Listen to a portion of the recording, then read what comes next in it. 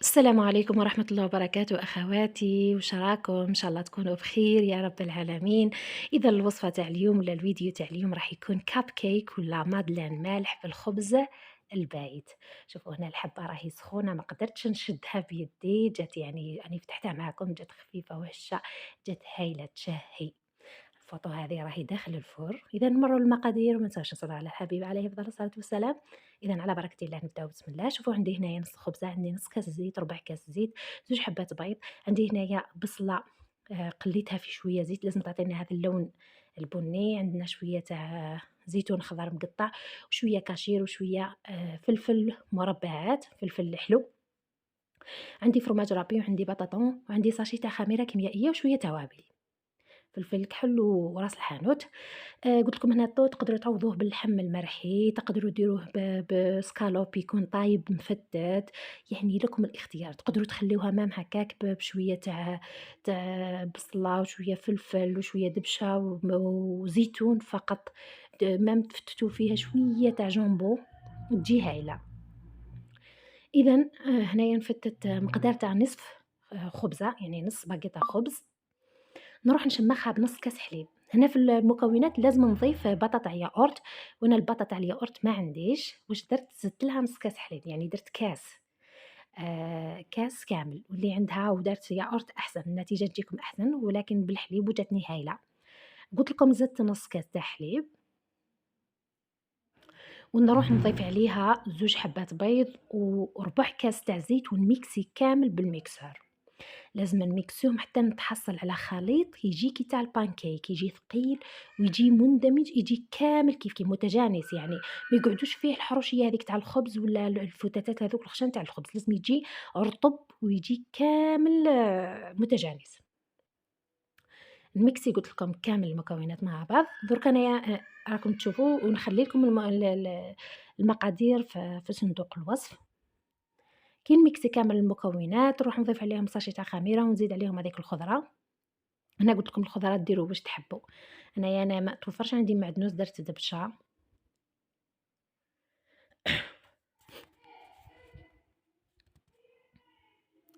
الفرماج تاني رابي تقدروا تعوضوه بفرماج بورسيون يعني تقصوه شوية، شوية فتاتات، فتاتات. قُلت لكم هنا ضفت ساشية تاع خميرة كيميائية كيما راكم تشوفوا، نروح نخلّط كامل، من بعد نضيف عليهم هاذيك الخضرة كيما قُلت لكم،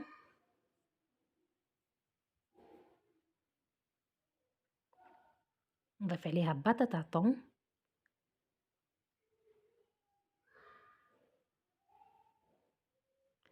نزيد شوية تاع فرماج رابي وشوية نخليه باش نديكوري به من الفوق، أنا واش توفر عندي توفرت عندي كمية قليلة فقط يعني ماهيش حاجة كبيرة.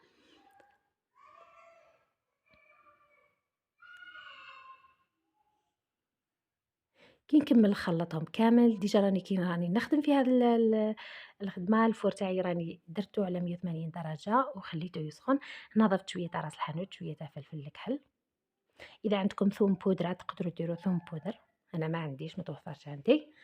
إذا قلت لكم نجيبوا البلاطو ولا المول اللي نطيبوا فيه لي مادلين نعمروه بليكيسات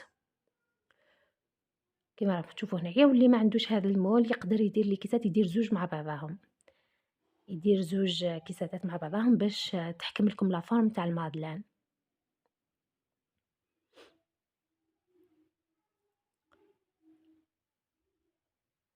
بالخصوص دوكا مع اقتراب الدخول المدرسي نسحقوا نديروا حاجة هكا أكلة صحية لولادنا مادلين كاب كيك يعني مالح ولا حلو ولا يديوه معاهم كلومجة ما تلقاوش واش ديروا في اللانش بوكس تاعهم يعني ديروا شوية مادلين شوية هكا شوية خضرة ولا شوية فاكهة ولا وانتم عمرتوا لهم اللومجة تاعهم. إذا هنايا نعمروها 3 أرباع كما راكم تشوفوا هنايا في المرحلة هذه تقدروا تضيفوا فخوماج غابي من الفوقة زيتون، فلفل، واش تحبّوا ولا طوماط سوريز، المهم واش تحبّوا تزينوا زينوا. أنا حبيتهم هاكا باش يجيوني الشكل تاعهم يجي بومبي كيما تاع لي مادلين، ونحطهم يطيبوا أكيد على 180 درجة، هنا مدة الطياب تراوح لكم حتى ل20 دقيقة.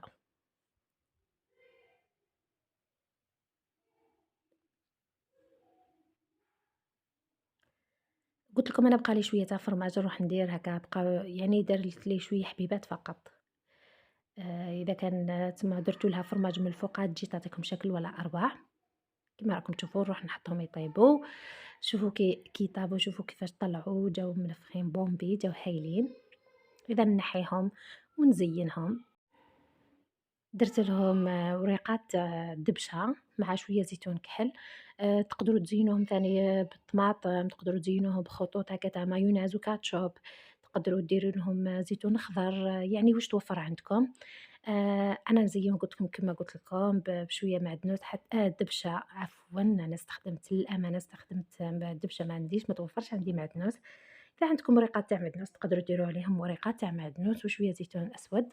المهم التزيين هنايا يرجع ليكم واش عندكم تقدروا تزينوا به.